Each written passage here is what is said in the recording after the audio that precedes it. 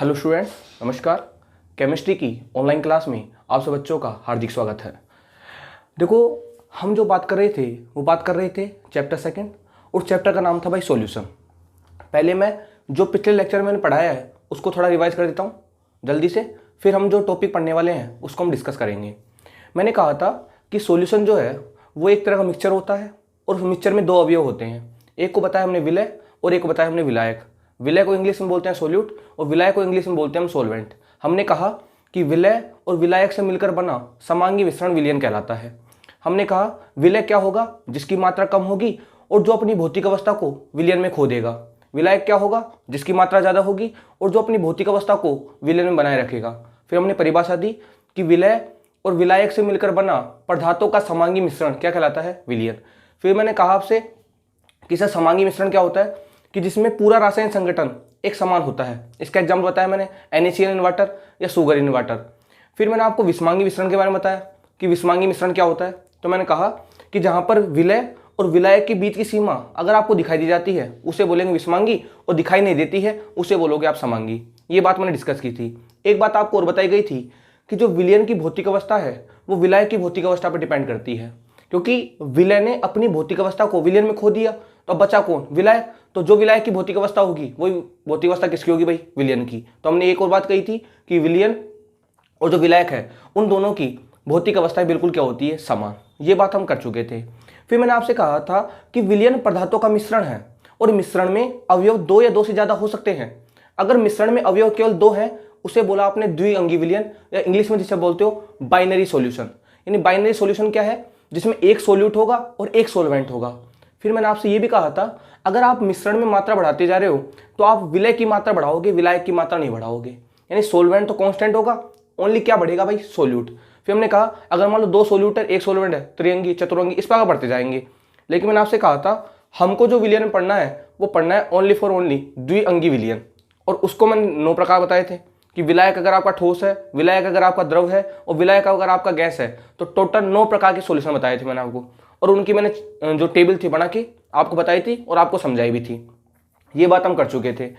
फिर मैंने आपसे कहा था हमको इस चैप्टर में जो विलयन पढ़ना है वो लिक्विड पढ़ना है, द्रव विलयन। और द्रव विलयन हमारे पास 3 तरह हो सकते हैं कि द्रव में एक तो आप सोल्यूट ठोस मिला दो, या द्रव मिला दो, या गैस मिला दो। टोटल 3 प्रकार के सॉल्यूशन तैयार होते हैं और उनकी मैंने आपसे थर्मोडायनेमिक्स की चर्चा की थी कि अगर मान लो अगर आपके पास सोल्यूट तो ठोस है और सोलवेंट अगर आपके पास लिक्विड है तो आपको पता है कि सॉल्यूशन तो लिक्विड बनेगा और उसके एंट्रोपी का मान क्या हो जाएगा, ज़्यादा, क्योंकि सॉलिड की एंट्रोपी कम होती है और जब सॉलिड लिक्विड में चेंज होगा उसके एंट्रोपी का मान क्या हो जाएगा, ज़्यादा। मैंने कहा delta S greater than zero या डेल्टा एस में भी पॉजिटिव हो जाएगी। डेल्टा जी तो हमेशा लेस देन जीरो होती है और डेल्टा एस पॉजिटिव भी हो सकती है और नेगेटिव भी हो सकती है। और मैंने कहा था अगर पॉजिटिव है तो एंडोथर्मिक यानी ऊष्मा शोषी प्रक्रम होगा, अगर नेगेटिव है तो ऊष्मा क्षेपी यानी क्या होगा, एक्सोथर्मिक प्रोसेस। फिर मैंने आपसे कहा था अगर मान लो आपका सोल्यूट गैस है, सोलवेंट लिक्विड है, तो पता है आपको विलयन तो लिक्विड ही बनेगा। तो आपका जो मॉलिक्यूल था पहले गैस था, मतलब उसकी एंट्रोपी पहले ज़्यादा थी, अब विलयन में वो लिक्विड हो गया, मतलब उसकी एंट्रोपी का मान कम हो गया। तो हमने कहा कि delta S less than zero होगा यानी डेल्टा एस नेगेटिव होगा। ये बात हमने कर दी थी एंट्रोपी के बारे में, क्योंकि हम जानते हैं एंट्रोपी क्या होती है, परमाणु की व्यवस्था को ही बोलते हैं हम एंट्रोपी। एक बताया और था मैंने आपको, अगर मान लो आपका सोल्यूट भी लिक्विड है और अगर आपका सोलवेंट भी लिक्विड है तो आपके पास सॉल्यूशन तैयार होगा वो भी लिक्विड तैयार होगा, लेकिन उस सॉल्यूशन की एंट्रोपी का मान इन दोनों की तुलना में क्या होगा, ज़्यादा, क्योंकि सॉल्यूशन जो है वो सोल्यूट और सोलवेंट से मिलकर बना है। तो ऑफिशियली बात है कि जो सॉल्यूशन बनेगा उसकी एंट्रोपी का मान इन दोनों से तो ज़्यादा होगा। तो हमने कहा था डेल्टा एस बराबर जीरो नहीं होगा, delta S greater than zero या डेल्टा एस पॉजिटिव। तो हमने देखा कि जब आप सोल्यूट लेते हो और अगर उसको आप लिक्विड सोलवेंट के अंदर डिजोल्व करते हो तो आपके पास एंट्रोपी का मान या तो पॉजिटिव आएगा या नेगेटिव आएगा, जीरो नहीं आएगा। ये बात हम डिस्कस कर चुके। आज जो हम बात करने वाले हैं वो बात करने वाले हैं भाई सांद्रता इकाइयों की। किसकी बात करेंगे, सांद्रता इकाइयाँ।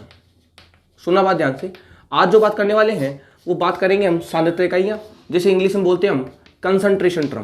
क्या बोलते हैं, कंसंट्रेशन टर्म, इसकी बात करने वाले हैं। देखो मैं बताऊंगा आपको सांद्रता क्या है, सांद्रता इकाइयाँ क्या है, लेकिन अगर मैं बात करूं तो आपने 11th में एक चैप्टर पढ़ा होगा, चैप्टर फर्स्ट। उस चैप्टर का नाम है some basic concept of chemistry, यानी रसायन विज्ञान की कुछ मूलभूत अवधारणाएं। और उस रसायन विज्ञान की कुछ मूलभूत अवधारणाओं में एक टॉपिक चलता है, उस टॉपिक का नाम है अपने पास मोल अवधारणा। उस टॉपिक का नाम क्या है भाई? मोल अवधारणा, मोल कॉन्सेप्ट। इंग्लिश में क्या बोलते हैं इसे? मोल कॉन्सेप्ट्स। एक टॉपिक चलता है मोल अवधारणा, जिसे इंग्लिश में बोलते हैं हम मोल कॉन्सेप्ट। और इस मोल कॉन्सेप्ट में आपने सांद्रता इकाइयों के बारे में चर्चा की होगी। वहां पे आपने पढ़ा होगा नॉर्मलता, मोलरता, फॉर्मलता, मोल भिन्न, मोललता, WYV यानी आयतन आयतन प्रतिशतता, भार भार प्रतिशतता, भार आयतन प्रतिशतता। अगर नहीं भी पढ़ा है तो आपको कोई टेंशन लेने की आवश्यकता नहीं है, क्योंकि उसकी जितनी भी प्रॉब्लम्स है, मतलब इन सांद्रता इकाइयों पे जो क्वेश्चन मैथमेटिकल पूछे जाते हैं बोर्ड एग्जाम में, वो मैं आपसे डिस्कस करूंगा। और उम्मीद करूंगा कि आपको ये सांद्रता इकाइयों वाला जो पोर्शन है वो पूरा समझ में आ जाएगा। बेसिक से लेके हम एडवांस तक कंप्लीट कवर करेंगे भाई इसे, ठीक है। चलो तो भाई बिना बात किए हम अपने टॉपिक को आगे बढ़ाते हैं। हमारे टॉपिक का नाम है सांद्रता इकाइयां। इकाइयों का तो पता लग रहा है हमको, यूनिट की बात करेगा वो तो। सबसे पहले बात आती है कि सर ये सांद्रता क्या है? सांद्रता से मतलब क्या है भाई? हम सांद्रता इकाइयों की चर्चा करना चाहते हैं, तो पहले हमको ये समझ में आना चाहिए कि सर ये सांद्रता है क्या। तो पहले मैं किसकी चर्चा कर रहा हूं भाई? सांद्रता की, यानी कंसंट्रेशन होती क्या है। ये जो कंसंट्रेशन है इसका मतलब है क्या? देखो, हम जो चैप्टर पढ़ रहे हैं वो चैप्टर है लिक्विड सॉल्यूशन, यानी द्रव विलयन। विलयन ही है हमारा चैप्टर, तो हमको सांद्रता भी किसकी देखनी पड़ेगी? सीधी बात है, किसकी देखनी पड़ेगी? लिक्विड की। भाई हमको कंसंट्रेशन भी किसकी देखनी पड़ेगी? लिक्विड की। और आप जानते हो जब भी आप विलयन बनाते हो तो आपके पास दो कंपोनेंट होते हैं, एक तो विलय होगा और एक विलायक होगा, और दोनों से मिलकर क्या बनेगा भाई? विलयन। ये बात कंप्लीट है, सब जानते हैं इस चीज को कि हमको सांद्रता पढ़नी है, और सांद्रता किसकी पढ़नी है भाई? लिक्विड की। यानी द्रवों की सांद्रता से मतलब है क्या, या सांद्रता होगी क्या? तो सुनो आप, मैं परिभाषा बताता हूं पहले आपको, उसके बाद मैं डिस्कस करूंगा। परिभाषा सुनो आप। 1 लीटर विलयन में, सुना वापस बात ध्यान से, 1 लीटर विलयन में या 1 किलोग्राम विलायक में, सुना बात ध्यान से, मैं लिख देता हूं परिभाषा। 1 लीटर विलयन में, 1 लीटर विलयन में या 1 किलोग्राम विलायक में, ये एक ही केस है भाई। सुनो बात ध्यान से, विद्यार्थियों को सबसे ज्यादा प्रॉब्लम यही आती है। यहां तो मैं लिख रहा हूं 1 लीटर विलयन, यानी यहां तो लिखा है मैंने विलयन, और यहां लिखा है मैंने 1 किलोग्राम विलायक, यानी यहां पे मैंने क्या लिखा है? विलायक। पूरी सांद्रता इकाइयों में केवल एक ही सांद्रता इकाई ऐसी है जिसमें मैं विलायक की चर्चा करूंगा। बाकी सभी इकाइयों में मैं बात ही किसी करूंगा भाई? विलयन की। वो बता दूंगा वो इकाई कौन सी है, लेकिन ध्यान रखना, इसलिए मैंने दोनों परिभाषा एक साथ लिखी है कि मैक्सिमम काम तो हमारा विलयन से हो जाएगा, लेकिन एक सांद्रता इकाई ऐसी है जिसमें विलयन हम यूज ना करके क्या यूज करते हैं भाई? विलायक। तो हमको लिखना पड़ेगा उसे। तो परिभाषा क्या होगी? 1 लीटर विलयन में या 1 किलोग्राम विलायक में उपस्थित विलय की मात्रा, विलय जानते हो ना इंग्लिश में क्या बोलते हैं इसको? सोल्यूट। विलय की मात्रा कोमा उसकी क्या कहलाती है भाई? सांद्रता कहलाती है। सांद्रता कहलाती है। ये परिभाषा मैंने लिख दिया आपको बोर्ड के ऊपर। ये है परिभाषा। 1 लीटर विलयन में या 1 किलोग्राम विलायक में, 1 लीटर विलयन में, ये दोनों बातें आप ध्यान रखना, क्योंकि एक टर्म ऐसी आएगी जहां पर मैं विलायक को यूज करूंगा, बाकी जितनी भी टर्म है उन सब में मैं किसको यूज करूंगा भाई? विलयन को। बस एक टर्म के चक्कर में हमको थोड़ी परिभाषा को चेंज करना पड़ रहा है। अब सुनो, आपसे एक पूछ ले कि बताओ सांद्रता से आप क्या समझते हो, तो आप क्या कहोगे? 1 लीटर विलयन में या 1 किलोग्राम विलायक में उपस्थित विलय की मात्रा। अब वो भाई लीटर में है तो मिलीलीटर में होगी, अगर किलोग्राम है तो ग्राम में होगी, वो चेक कर लेना आप। 1 लीटर विलयन में या 1 किलोग्राम विलायक में उपस्थित विलय की मात्रा कोमा उस विलय की क्या कहलाती है भाई? सांद्रता। यानी विलय की सांद्रता क्या होगी? आपने कोई सोल्यूट लिया, सुना, अब एग्जांपल समझाता हूं मैं आपको। आपने कोई सोल्यूट लिया, मान लो आपने गिलास लिया, उस गिलास में पानी था, अब आप उसमें डाल रहे हो नमक, तो आपको पता है नमक की मात्रा कम होगी, तो नमक हमारा किसका काम करेगा? किसका काम करेगा भाई? सोल्यूट का, यानी काम करेगा विलय का। क्योंकि आप जानते हो जैसे पानी में आप नमक डालोगे नमक घुल जाएगा, और जो अपनी भौतिक अवस्था को खो देता है और जिसकी मात्रा कम होती है उसे हम विलय बोलते हैं। अब मैं विलय की उस नमक की सांद्रता के बारे में क्या कहना चाहूंगा कि आपने जो नमक लिया है, यानी आपके जो नमक की मात्रा है उस विलयन में कितनी है। यानी आपने जो पानी लिया है, मान लो आपने 5 लीटर पानी लिया है, तो मैं कहूँगा आपने 5 लीटर पानी लिया एक गिलास में और आपके पास 10 ग्राम नमक है, या 10 ग्राम नमक आपके पास, सुना आप ध्यान से, आपने 5 लीटर पानी लिया और आपके पास कितना ग्राम नमक है भाई, 10 ग्राम। तो पानी तो हो गया अपने पास क्या, विलयन हो गया, और नमक क्या हो गया आपके पास, सोल्यूट, जो कि विलय था हमारे पास। तो मैं कहूँगा 5 ग्राम पानी, वो 10 ग्राम जो नमक है वो किस में घुला हुआ है, 5 लीटर विलयन में। भाई आपका पास गिलास था पानी का, उस पानी के गिलास में आपने मान लो 5 लीटर पानी ले लिया पानी, इसमें आपने 10 ग्राम मिला दिया NaCl। क्या मिला दिया भाई, 10 ग्राम NaCl। अब मैं इससे आपको सांद्रता को परिभाषित करना चाहता हूं। तो सांद्रता के बारे में क्या कहोगे कि 10 ग्राम जो नमक है वो किस में उपस्थित है भाई, 5 लीटर पानी में। तो बताओ 5 लीटर पानी विलयन ही तो है, और आपका 10 ग्राम नमक क्या है, विलय। तो बताओ विलय की मात्रा, बताओ विलयन में काउंट कर रहे हो नहीं कर रहे हो। अब वो 1 लीटर, भाई 5 लीटर है तो यहाँ अपन क्या ले लेते, 1 लीटर। बताओ सांद्रता बन के आएगी नहीं आएगी। तो 1 लीटर विलयन में उपस्थित विलय की ग्राम में मात्रा या ml में मात्रा, वो क्या कहलाती है, उस विलय की सांद्रता। क्लियर है कि आपके पास विलयन 1 लीटर में है, या कभी मैंने कहा था एक टर्म ऐसी आएगी जब विलायक भी यूज करूंगा, वो देख लेंगे कौन सी है। तो सांद्रता क्या होगी कि 1 लीटर विलयन में, सुना बात ध्यान से, 1 लीटर विलयन में आपका कितना विलय उपस्थित है, यानी 1 लीटर विलयन में या 1 किलोग्राम विलायक में आपके विलय की मात्रा क्या है, वो जो मात्रा है वही उस विलय की क्या कहलाती है, सांद्रता। यानी आपने 1 लीटर पानी लिया, अगर उसमें आप नमक मिला रहे हो 10 ग्राम, तो 10 ग्राम उसकी क्या कहलाएगी, सांद्रता। आपने 5 ml ले लिया, वो 10 ml 1 लीटर ले लिया, 1 लीटर ले लिया आपने जल, उसमें आपने 10 ml ग्लूकोज का विलयन मिला दिया, तो 10 ml ग्लूकोज की क्या होगी, सांद्रता। बात समझ रही है कि 1 लीटर विलयन में, या आपने मान लो 1 किलोग्राम कोई विलायक ले लिया, 1 किलोग्राम अगर आपने विलायक ले लिया, उस विलायक में आपने 10 ग्राम NaCl डाल दिया, तो बताओ 1 किलोग्राम विलायक में आपने क्या डाला, 10 ग्राम NaCl। तो 10 ग्राम NaCl क्या हो जाएगा, विलय। तो बताओ वो उसकी मात्रा कहलाएगी, उसकी सांद्रता कहलाएगी नहीं कहलाएगी। तो मेरे कहने का मतलब ये है, सांद्रता होती क्या है कि 1 लीटर विलयन में या 1 किलोग्राम विलायक में उपस्थित विलय की मात्रा, उस विलय की क्या कहलाती है भाई, सांद्रता। वो ग्राम में भी हो सकती है और वो लीटर में भी हो सकती है, वो डिपेंड करता है। जब लिक्विड होगा तो लिक्विड को आप ग्राम में ले सकते, उसे तो आपको लीटर या मिलीलीटर में लेना पड़ेगा। और मान लो ठोस है तो उसे आप ग्राम में ले सकते हो। जैसे पानी की बोतल लीटर में आती है, थोड़ी कि 5 किलो पानी दे दो, 10 किलो पानी दे दो। नमक आपके पास किलो में आता है, थोड़ी कि 5 लीटर नमक दे दो, 10 लीटर नमक दे दो। भाई जो ठोस होगा उसे तो आप ग्राम में लोगे, और जो लिक्विड होगा उसे आप लीटर में लोगे, सीधी बात है ये तो मैं क्या कह रहा हूं, 1 लीटर विलयन में या 1 किलोग्राम विलायक में उपस्थित विलय की मात्रा, उस विलय की क्या कहलाती है, सांद्रता। यानी आपका अगर 1 लीटर कोई विलयन है या आपका 1 किलोग्राम कोई विलायक है, तो उसमें जितनी मात्रा विलय की डाल रहे हो, भाई आपको पता रहेगा विलय की मात्रा हम कितनी डाल रहे हैं, जितनी मात्रा आप विलय की डाल रहे हो, वो जो मात्रा आप डाल रहे हो वो उस विलय की क्या कहलाएगी, सांद्रता। क्लियर है, पूरा टॉपिक क्लियर हो गया होगा। वापस बता रहा हूं, 1 लीटर विलयन लो या आप 1 किलोग्राम विलायक लो, इसमें जो आप विलय की मात्रा डाल रहे हो, वो जो डालने वाली मात्रा है वो उस विलय की क्या कहलाएगी भाई, सांद्रता। और इन सांद्रता को मापने का जो तरीका है वो किसका अध्ययन होगा भाई, सांद्रता इकाइयों का। मतलब सांद्रता इकाइयां क्या करेंगी, आपने जो विलय की मात्रा डाली है उसकी मात्रा कैसे काउंट करें, उनको काउंट करने का जो तरीका है वो किसके द्वारा किया जाएगा, सांद्रता इकाइयों के द्वारा। किसके द्वारा किया जाएगा, सांद्रता इकाइयों के द्वारा। तो शायद ये टॉपिक आपको समझ में आ गया होगा कि सांद्रता क्या है।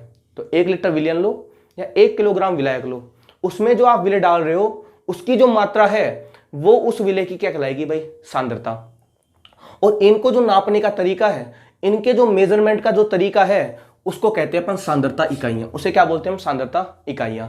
यहां तक की बात क्लियर है। एक मिनट ध्यान से देख लो इस चीज को आप, कि सांद्रता इकाइयां हैं क्या, कि सांद्रता इकाइयों के बारे में आप क्या समझाना चाहता हूं। क्लियर है, अब सुनो बात ध्यान से। यहां तक की बात तो आपको शायद क्लियर हो गई होगी। बस एक टर्म आएगी, एक सांद्रता इकाई ऐसी रहेगी जिसमें विलयन ना यूज करके क्या यूज करेंगे, विलायक। उसके लिए मेरे को परिभाषा को चयन करना ही पड़ता है, बाकी गड़बड़ हो जाएगा मामला। आप कहोगे सर कभी तो आप क्या लिखाते हो, कभी आप क्या लिखाते हो, तो मैंने पहले लिख दिया 1 लीटर विलयन हो या 1 किलोग्राम विलायक हो, इसमें जो आप विलय डाल रहे हो उसकी जो मात्रा है वही उसकी क्या कहलाएगी भाई, सांद्रता। सांद्रता तो विलय की होगी ना, विलयन की थोड़ी होगी। ये बात हो गई सांद्रता और सांद्रता इकाइयों के बारे में। अब देखो जो सांद्रता इकाइयां हैं, सुना बात ध्यान से, सांद्रता जो इकाइयां हैं वो 2 प्रकार की होती हैं। मैं इसको 2 तरीके से बांटूंगा। आपकी किताब ने कुछ अलग तरीके से बांटा हुआ है, लेकिन मेरे को उस तरीके से नहीं जाना, क्योंकि मेरे को आपको किताब की कॉपी नहीं करवानी है। मेरे को कुछ ऐसा समझाना है जिससे आपको टॉपिक भी समझ में आए और आपकी कॉन्सेप्ट के प्रति जो रुचि है वो भी इंक्रीज हो। आप थोड़ा सीखो कि वाकई में फिजिकल केमिस्ट्री अपने आप में इंटरेस्टिंग टॉपिक है। क्लियर है? तो देखो, आप ये ना समझे सर किताब में क्या लिखा हुआ है, पूरा कवर कर दूंगा, यहाँ तक कि सांद्रता इकाइयों में ऐसे ऐसे रिलेशन हैं जो आपने ना तो किसी बुक में देखे होंगे ना आपने सोचे होंगे, वो हम डेवलप करेंगे और वो आपको नोट्स में मिल जाएंगे। भाई देख रहे हैं ना आप कि हम जो कर रहे हैं वो बिल्कुल सही है या गलत है? ठीक है, बाकी आगे चलते हैं। हम बात करें सांद्रता इकाइयों की, तो हमने कहा कि 1 लीटर विलियन हो या 1 किलोग्राम विलायक हो, उसमें जो हम विलय डाल रहे हैं वो उसकी सांद्रता कहलाएगी, और उसको जो नापने का तरीका है वो सांद्रता इकाइयाँ होंगी। अब मैं कहूँगा जो सांद्रता इकाइयाँ हैं उनको हम 2 आधारों पर बांट सकते हैं, और वो जो 2 आधार हैं उनसे एक बार क्वेश्चन आया हुआ था। एक तो आता है ताप निर्भर, इंग्लिश में लिख देता हूं मैं, टेम्परेचर डिपेंडेंट, लिख देता हूं ताप निर्भर।